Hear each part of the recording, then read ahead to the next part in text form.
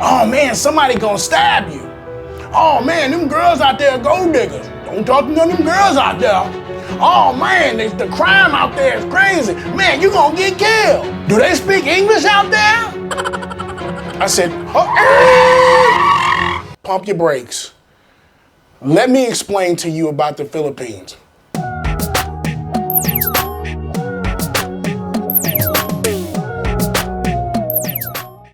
Maayong buntag, hapon o gabi, depende si location. Ako si Dean Hashim, and this is Dean The Expat. Now, why did I begin my show speaking in one of the native Filipino languages, which is Bisaya? Why? Because I've lived here over 3 years now, and I'm getting accustomed to the culture, the language, everything about the place, and that's how you need to do if you're going to decide to live somewhere. The reason why I live 10,000 miles away from home, my 2 beautiful children. I have a 1.5-year-old son, and as you guys saw in a couple videos back, we just had a baby girl, a little daughter. So Marshawn and Michaela, they're the reason why I'm here. And I want them to have a dual life. They're gonna be dual citizens. They're gonna know their American culture and they're gonna know their Filipino culture. So, you know, this show right here is about a conversation that I just had with one of my friends I hadn't talked to for a while. We got on Messenger and we got to talking, right? And he's like, man, how many years you been out there? 3 years now? I'm like, yeah, man. And he just started coming with all kind of crazy mistruths about the Philippines, man. Oh man, somebody gonna stab you.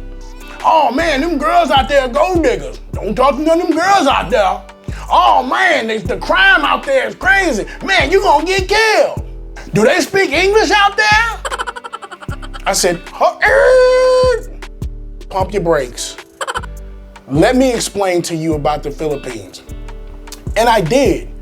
But after that conversation, I thought to myself, you know what? This would be a good topic to have for the show. Because a lot of people have a lot of misconceptions about this country that we should clear up.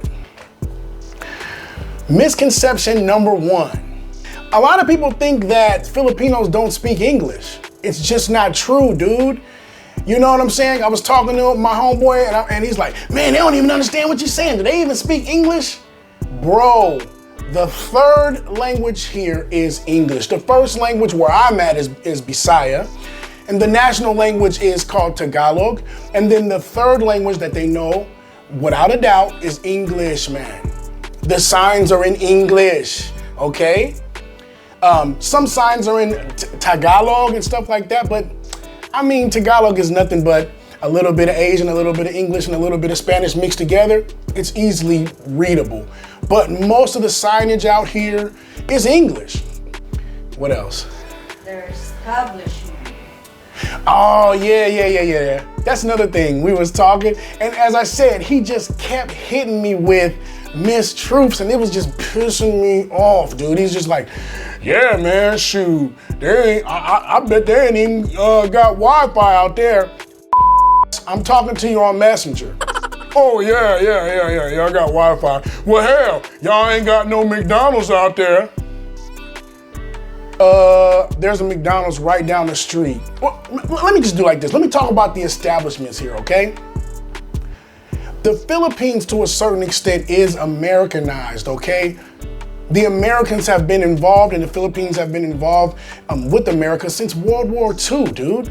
I mean, that's a pretty long time. In one of my previous videos, I was telling y'all about the jeepneys, which is their public transportation here, which are just basically souped up vehicles from World War II. A lot of the original jeepneys are, okay? So America has been influencing and the Philippines have been influencing America for a long time, dude. Like, so anything that you can think of, you know, well, I would say mostly anything that you can think of that you can get in America, you can get in the Philippines. You know what I'm saying? Just the other day, I had a fat quarter pounder with cheese with the lettuce and tomato. If you eat a quarter pounder, you got to put the lettuce and tomato on there. That's the only thing the quarter pounder is missing. That's besides the point. Anyway, yeah, Mickey D's, Pizza Hut, KFC, you know, wherever you want to go, bro. And not only that, but a lot of carinderas, did I say that right? Carinderia, which are miniature restaurants sprawled all down the streets where you can get traditional Filipino food as well. So, dude, I ain't missing nothing. You see, Big Dean, I ain't missing no meals, guys, okay? I eat good out here, I live good, and you know, it's a really happy life, you know what I'm saying? So, that's one of the misconceptions that I want to clear up. What else? They said Philippines is dangerous. Oh, okay, another one that is a misconception is that the Philippines is dangerous. Okay, now look, don't get me wrong. I'm not saying that everybody here is a saint. Everywhere you go has a criminal element, okay? But in the 3 years that I've lived here, I've heard about maybe one crime, like one serious violent crime. One in 3 years that I've lived here. Now, not to talk about America, but it was going on all the time where I came from, okay? I came from West Dayton, Ohio, one of the grimiest neighborhoods in the Midwest. And we grew up seeing gang fights, seeing people get shot, hearing about people get stabbed, all that stuff. I don't see none of that here. So once again, we as Americans, we have a misconception about other countries, and because of what you watch on TV, you base your whole opinion around that. And you gotta actually come to a place to really see how it is. Like for real, you know, my guy was saying, yeah, man, cause everybody out there carry a knife or a gun. Like, first of all, half of the folks out here can't even afford no damn gun. Second of all, dude, I've only heard about, have I heard about any stabbings here? Nah, cause he was saying like, basically, you're gonna get stabbed living out there because they all carry knives. But I'm like, the last stabbing I heard about was in America, okay? And I won't say the name, but it was a semi-famous rapper who got stabbed to death, okay? Backstage of one of his shows. And this was supposed to be a secured event, okay? And that's America. You know what I'm saying? And not to compare the Philippines and America, but what I'm saying is the people who are giving me these opinions, I can easily flip it back on them and say, fool, I seen more crime back home than I did here. You know, at least it's peaceful here. People running up in churches, bombing them, running up in schools, bombing them, all that crazy stuff like that. You don't hear about that stuff here in the Philippines. It's one place here in the Philippines that did go through a lot with fighting terrorists and stuff like that. And you know, I mean, it ain't no secret. The place is called Marawi, okay? And that was the headquarters of a lot of the terrorists that were bringing problems not only to the world but to the Philippines. You know, the Filipino people didn't support that. They wanted them out, and that's why President Duterte got them out. Okay. But that was the main crime element that was here in the Philippines, okay? Let me explain to you about education here in the Philippines, okay? Now, here in the Philippines, things are kind of separated between people who have a little money and people who don't. The people who have money, okay, they usually use things in the private sector here, okay? Private hospitals, private schools, private facilities. Now, you're gonna pay extra to deal with the private sector, but the private sector, the private establishments here in the Philippines are pretty much to the Western standard, okay? So like we said, when we had Marshawn, we went to a private hospital. She had her own room, air conditioned, you know, nice big bed, everything like that, clean, okay? But I had to pay for it. So, I mean, like my mama said, you get what you pay for, okay? And that's very, very true here in the Philippines. So, yes, my kids will be going to school in America. We have like about a 4-year plan.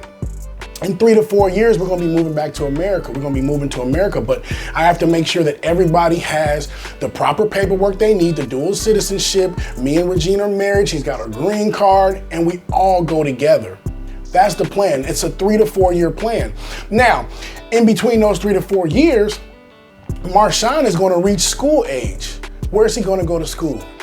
Oh man, don't let him go to school in the Philippines. He ain't gonna even learn English. Wrong. For the few years that Marshawn goes to school here, he's gonna be going to a private school. At a private school here in the Philippines, let me school you right quick. English is one of the most and one of the #1 subjects that is taught. Because the private schools here in the Philippines is where the politicians' children go, okay? Where the people who are business owners, who are in the business sector, where their children go, okay? Where people who got money, that's where their children go. And the people who got money here in the Philippines want their kids to speak fluent English. They don't play about that because they know that they're going to try to pass businesses on to their children. They're going to try to have their children go to different colleges, maybe colleges in the Western world. So English is very pertinent in private schools. So yeah, that's what I had told my homeboy. I said, no, he's going to go to a private school. It's totally different, bro. He'll probably speak English better than your kids. But anyway, let's keep going. I digress. They said Filipinos were gold diggers. Ah, that's another one. That they dated foreigners for money. Filipino women are gold diggers. That's what the misconception is, okay? That's what the whole entire show that myself and my brother was a part of. I won't say the name of the show. Just look up Dean Hashim and you'll know what show I was on. That's what the whole premise of that show is about people falling in love from the Western world with people from Asia, Africa, other countries or whatever, and all of them are gold diggers. It's just not true, okay? You can't say all of somebody is anything because now you're talking about a stereotype. And me as a Black American, I freaking hate stereotypes because they try to put a lot of stereotypes on us about who we are and the things that we do, okay? And nobody likes being stereotyped. Don't typecast me saying just because a few people in my race or whatever and people like me or whatever are a certain way that all of us are that way. It's not true, okay? Dude, I spend about probably $800 to $1,000 less here. And I take care of my woman to a T. So I actually spend less money here. If she was so hung up on moving to America and being a gold digger and all that stuff, that would have been her main focus and goal when I moved here. But after I told her, you know, because people that don't know the story, I was supposed to come here for like 10 days. Fell in love with my girl, and I've been here ever since. 3 years later, I'm still here. Okay.